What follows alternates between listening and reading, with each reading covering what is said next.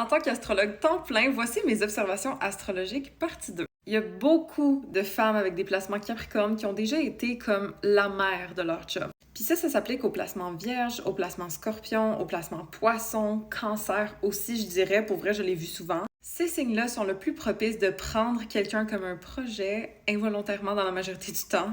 Les cancers, les poissons, plus d'une façon empathique, OK, parce qu'ils se mettent à la place de l'autre puis ils ont envie de les aider, de les guérir. Les vierges, les scorpions, les capricornes, ça va plus être d'une façon, je vais te remettre à l'ordre, je vais te restructurer, je vais te perfectionner. Fait que finalement, malgré eux, ils finissent souvent par avoir le rôle de parents de leur partenaire et pas simplement d'être leur conjoint. Donc, pour tous ceux qui ont des placements, puis je dis bien des placements, vous n'êtes pas obligé d'être ce signe-là. Ça se peut que vous ayez Vénus en poisson, ça se peut que vous ayez votre ascendant vierge, etc. Mais des placements Capricorne, Vierge, Poisson, Scorpion, Cancer, faites attention aux projets. Trouvez-vous quelqu'un qui n'a pas besoin de vous, mais qui a envie de vous avoir dans leur vie comme agrément et non comme nécessité. Les gens qui ont beaucoup de placements sagittaires sont souvent partagés entre des fois leur vie régulière, stable, mais aussi comme juste l'envie de tout lâcher, d'aller partir ailleurs, de se créer une nouvelle vie, de disparaître. Il y a souvent cette pulsion de liberté qui existe quand on a beaucoup de placements sagittaires.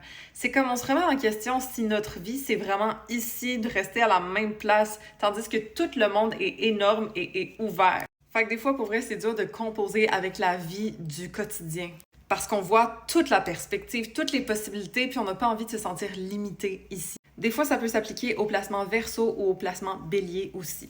Les taureaux, les gens qui ont les placements taureaux, des fois, il y a des gros travailleurs là-dedans, OK? Don't get me wrong. Mais souvent, ils veulent l'argent, ils veulent les belles choses, mais ils veulent pas nécessairement travailler pour. Tu sais, la quote « I'm just a girl », c'est très taureau.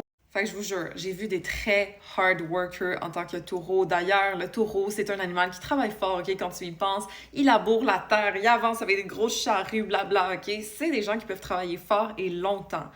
Mais en général, ils ont comme pas envie. À part si c'est pour se récompenser, OK? Si on travaille pour avoir la stabilité financière, si on travaille pour avoir le luxe, si on travaille juste pour avoir ce confort, oui, ça vaut la peine. Mais travailler pour travailler, là, c'est pas nécessairement leur truc. Les gens qui ont des placements balance, ça peut être un peu ça aussi, vu qu'ils sont dominés par Vénus. Donc voilà, si vous voulez qu'on approfondisse votre thème astral ensemble, vous pouvez aller vous chercher une ouverture de tête dans mon lien en bio, puis follow pour plus d'astro.